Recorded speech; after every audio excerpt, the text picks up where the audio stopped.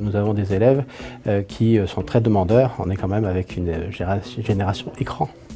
Apprendre à lire, à écrire, à publier, apprendre à utiliser des outils numériques. Je pense qu'aujourd'hui, c'est profondément une des missions, des nouvelles missions de l'école. On est vraiment sur des choses qui reviennent du terrain, qui sont vraiment co-créées avec les enseignants et les élèves. Le ministère de l'Éducation nationale, de l'Enseignement supérieur et de la Recherche, le ministère de l'Économie, de l'Industrie et du Numérique, le Commissariat général à l'investissement et BPI France présentent les services numériques éducatifs innovants de l'appel à projet e-éducation lancé dans le cadre du Fonds national pour la société numérique. 17 projets ont été lancés pour une durée de 3 ans. Des expérimentations sont menées au sein de nombreux établissements scolaires sur tout le territoire. Elle concerne aujourd'hui plus de 50 000 élèves impliquant académies, collectivités, laboratoires de recherche et universités. Une tablette numérique Made in France pour les élèves de collège, c'est le projet TED, des tablettes pour une éducation digitale. Une expérimentation menée en Saône-et-Loire au collège de Charolles.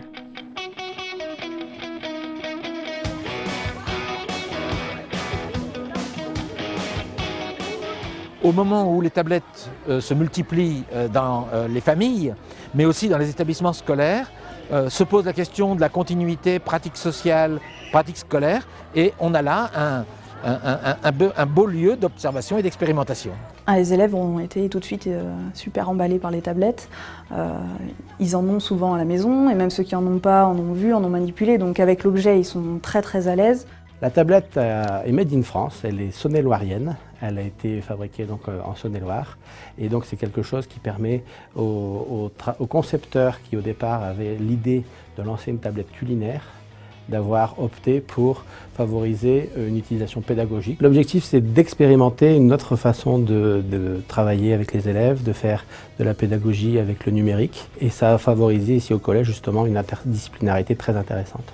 J'utilise ma tablette comme un manuel numérique, d'autant plus qu'avec notre tablette TED, il y a un manuel intégré. En latin, je l'utilise par exemple pour des recherches Internet. Dès qu'on en a besoin, on a une connexion Internet, on fait des recherches souvent documentaires, historiques, culturelles. Je m'en sers beaucoup pour les exercices systématiques de conjugaison, de déclinaison, c'est extrêmement pratique. Le numérique vise aussi à faire progresser l'école et à faciliter les apprentissages des élèves. C'est un des objectifs de cette stratégie, même si je reste, comme beaucoup, persuadé que c'est surtout la façon dont les professeurs utilisent ces outils et ces ressources numériques qui apportent une valeur ajoutée, une plus-value au numérique. Ça favorise la différenciation pédagogique. Vous avez les très bons qui sont à leur vitesse de croisière et les élèves qui sont plus en difficulté, qui ont des activités qui sont proposées de manière à faire en sorte qu'ils puissent tendre vers l'autonomie et connaître la réussite. Alors si on veut trouver les appareils syllabiques, il faut qu'on regarde s'il y a le même nombre de syllabes. Oui. Donc ça fait certamen 3, certaminis. Plusieurs milliers d'élèves ont été touchés par le projet qui concerne 16 collèges avec environ 3000 tablettes. Donc c'est environ 6000 collégiens qui ont pu tester, utiliser la tablette TED. Alors moi en tant que parent, j'y vois plusieurs intérêts. Le premier, c'est que ça peut permettre d'alléger le poids des cartables, des manuels que les enfants emportent quotidiennement. Ça permet une relation quasi permanente, en tout cas facile, avec l'établissement. L'élève peut échanger avec ses professeurs s'il y a besoin. Et puis c'est une façon plus ludique de travailler qui permet d'apprendre un petit peu sans en avoir l'air. Alors aujourd'hui, on va visiter... Moi principalement, en histoire géo, c'est l'accès à Internet qui m'intéresse.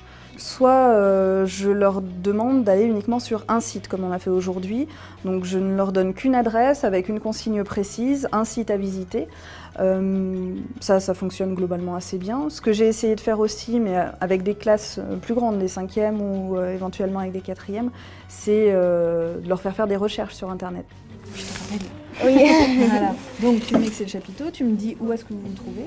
La simplicité, la qualité de l'ergonomie est quelque chose qui fait vraiment partie de ce qu'on a envie de transmettre. Et un de nos challenges, c'est vraiment qu'il n'y ait pas besoin d'un mode d'emploi dans la boîte de la tablette. Enfin, on y apporte beaucoup de soin à cette qualité d'interface pour que ce soit le plus simple possible. Pas mal d'élèves ont compris bien plus vite que moi. Ils naviguent très bien entre un fichier, le navigateur. Il n'y a aucun problème pour manipuler 2 documents en même temps, 2 documents ou le navigateur et un fichier. Ça, il n'y a aucun problème. Là, en fait, on vient de trouver une reliquaire. Donc là, on zoome pour plus voir la tête ou les objets qu'il y a dessus. Il y a énormément de remontées d'enseignants, d'élèves et surtout beaucoup d'observations donc pour voir ce qui marche moins bien, les pistes d'amélioration. Donc on est vraiment sur des choses qui reviennent du terrain, qui sont vraiment co-créées avec les enseignants et les élèves. On a plus envie de faire les exercices et c'est la technologie, donc forcément on est jeune, donc on aime bien, on aime ça quoi. Nous avons un certain nombre d'enseignants qui vraiment essayent dans leur discipline de trouver la bonne combinaison, parfois sans forcément faire des choses qui seraient, je dirais, totalement nouvelles en termes de pédagogie, mais au contraire, des choses qui sont plus près de la réalité du besoin des élèves.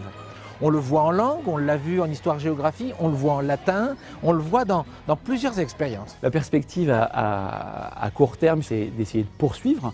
Et puis à plus long terme, oui, je rêve comme beaucoup d'une présence beaucoup plus forte d'outils et de ressources numériques dans les classes. On est assez nombreux à souhaiter un changement assez important dans l'école et dans les collèges.